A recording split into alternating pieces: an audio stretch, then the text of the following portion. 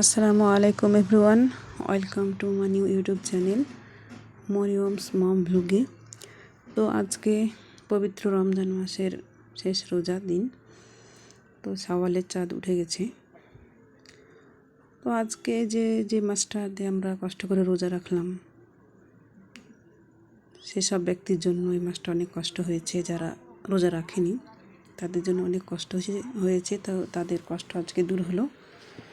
এই রমজান মাসে আল্লাহ তাআলা আমাদের কী কী দিবেন সেই বিষয়ে আজকে জানব। আল্লাহ পাক ইসলাম ধর্মের 5টি মূল ফরজের মধ্যে একটি করেছেন রমজান মাস 29 থেকে 30টি রোজা রাখার জন্য। যে ব্যক্তি এই ফরজকে অমান্য করবে সে কাফের হয়ে যাবে। হুজুর সাল্লাল্লাহু আলাইহি ওয়াসাল্লাম বলেন, যে ব্যক্তি রোজা রাখে আল্লাহ পাক তাহাকে জমরুদ পাথরের বাড়ি দিবেন। বেহেশতের মধ্যে ওই বাড়ির 1000 দরজা হইবে। প্রত্যেক দরজার সামনে একটি করিয়া বৃক্ষ হইবে। রোজাদারের নিদ্রা ইবাদত ও চুপ থাকাতেও তসবিহ পড়ার নেকি লেখা হইবে। আল্লাহ পাক বলেন, রোজা খাস আমার জন্য। রোজাদার ব্যক্তি কেবল আমার খুশির জন্য কামনা বাসনা ও আহার ত্যাগ করিয়া রোজা রাখে, সেই জন্য আমি নিজ হাতে ইহার প্রতিদান দিব। আল্লাহ তাআলা আহার হইতে মুক্ত। রোজাদার ও দিনের বেলায় আহার হইতে বিরত থাকে। রোজার ফাঁকি দেওয়ার অভ্যাস দূর করে। যেহেতু রোজাদার রোজার দিনে গোপনে আহার করলেও কাহারও ইহা টের পাওয়ার কোনো উপায় থাকে না, তবুও রোজাদার তাহা করে না। প্রকৃত রোজাদারের পূর্বের সমস্ত গুনাহ মাফ হয়ে যায়। যে ব্যক্তি রোজাদারকে ইফতার করায় সে রোজাদারের সমপরিমাণ নেকি পায়। তাহাতে আবার রোজাদারের নেকি কমে না। রোজা রুহকে শক্তিশালী করে, বিচার শক্তি ও স্মরণ শক্তি বৃদ্ধি করে। রোজাদার কত খাদ্য সামগ্রী সামনে রেখেও লোভ ত্যাগ করে দীর্ঘ একটি মাস কেবল আল্লাহ পাকের সন্তুষ্টির আশায় রোজা রাখে এবং মলিন শুষ্ক মুখ নিয়ে ক্লান্ত শরীরে নিজ নিজ কাজ করে। তখন আল্লাহ পাক ফেরেশতাদের ডেকে ডেকে বলেন, দেখো ফেরেশতারা, আমার বান্দা শুধুমাত্র আমার খুশির জন্য কত সবুর ত্যাগ স্বীকার করছে। তখনই আল্লাহ পাকের করুণা সিন্ধু উতলে উঠে খুশিতে বান্দার গুনাহ মাফ করে দিন।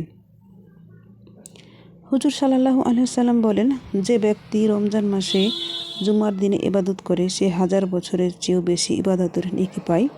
তিনি আরও বলেন, যে ব্যক্তি রমজান মাসে খাস আল্লাহর জন্য মনে ভাবিয়া রোজা রাখে সে যেন 600,000 উট কোরবানি করল এবং 600,000 বছরের ইবাদত করল। শুধু উপবাস থাকলে রোজা হয় না। হুজুর সাল্লাল্লাহু আলাইহি ওয়াসাল্লাম বলেন, যে রোজাদার মিথ্যা কথা ও অসৎ কাজ ছাড়তে পারে না, আল্লাহ পাকের তাহার রোজার কোনো প্রয়োজন নাই, সে রোজায় কোনো ফায়দা হয় না। 5টি কাজে রোজা দুর্বল হয়ে যায়। কাজগুলি হলো মিথ্যা বলা, গীবত করা, চগলখুরি করা, মিথ্যা কসম খাওয়া, পরপুরুষের দিকে কুদৃষ্টি করা। চক্ষুর রোজা উহা দ্বারা মন্দ বস্তু না দেখা, নেক কাজে দৃষ্টি ফিরানো, কুরআন শরীফ ও হাদিস শরীফ দেখিয়া পড়া। কানের রোজা উহা দ্বারা পাপের কথা কুকথা না শোনা, আল্লাহ পাক ও রাসূল সাল্লাল্লাহু আলাইহি ওয়াসাল্লামের কথা শোনা। জিহার রোজা উহা দ্বারা কোনো বেহুদা কথা না বলা, খুব কম কথা বলা, আল্লাহ পাকের জিকির করা। হাতের রোজা উহা দ্বারা কোনো শরীয়ত বিরোধী কোনো পাপের কাজ না করা। পায়ের রোজা উহাতে ইবাদতের দিকে ফিরাইবে, তালিমে যাইবে, মাসলা মাসাইল শিখিতে হইবে। সমস্ত শরীরের রোজা হলো শরীরকে আল্লাহর রাস্তায় উৎসর্গ করিয়া দিবে। আল্লাহ এক, নবী এক, কুরআন এক, কালিমা এক, মানবতা এক, বিশ্বের সব মুসলমান ভাই ভাই, একে অন্যে হিংসা নাই, সব মানুষের ভালো চাই। হুজুর সাল্লাল্লাহু আলাইহি ওয়াসাল্লাম বলেন, যখন রমজানের প্রথম রাত্রি আসে তখন আল্লাহ পাক নিজের বান্দার দিকে রহমতের দৃষ্টি করেন এবং সমস্ত দোজখের দরজা বন্ধ করে দিন এবং সমস্ত শয়তানকে কয়েদ করা হয়।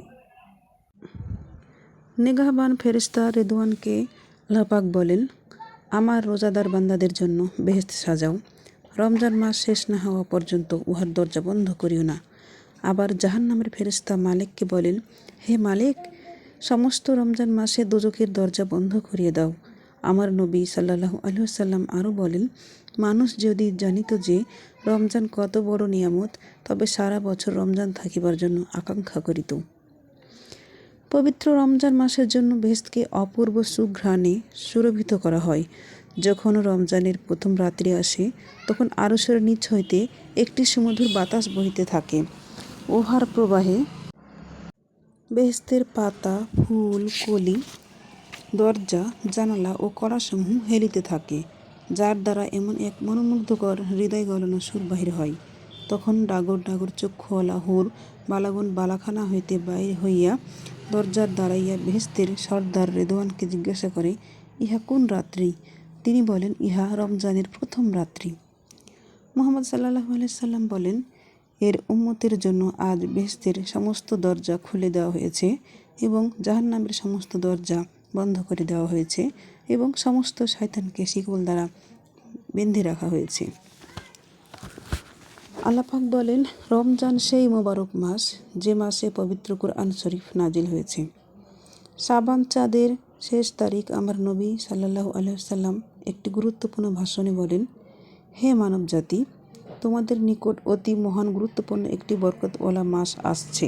এমন একটি রাত্রি আছে যাহা হাজার মাসের চাইতেও উত্তম।